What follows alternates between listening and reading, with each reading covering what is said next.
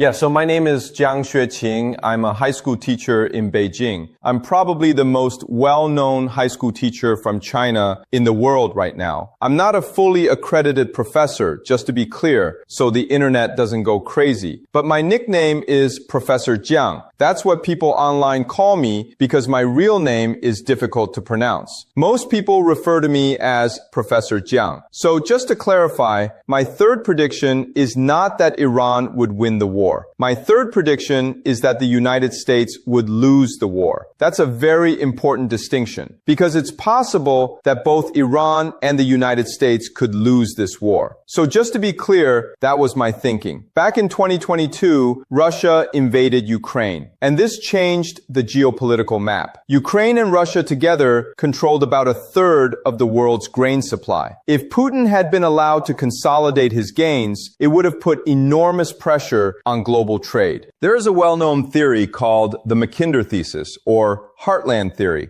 which has long influenced Anglo-American grand strategy. Both Britain and the United States are primarily naval powers that rely on controlling maritime choke points around the world. However, there is one major counter to naval dominance: the creation of a Eurasian heartland, where one power unifies Europe and Asia into a connected land-based trade system. This would bypass Western naval control.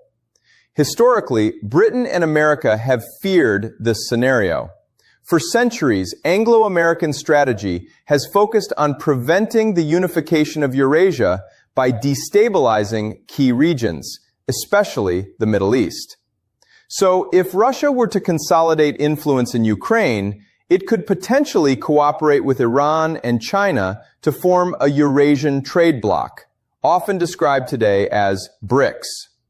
Naturally, the United States would seek to disrupt such an alignment. One of the most effective ways to do that is to target Iran, since Iran does not have nuclear weapons and can be pressured through regional proxies and military pressure, including Israel. That was my original framework. But then I asked myself, are there historical examples where empires have launched unprovoked wars for unclear strategic gains? There are many such cases.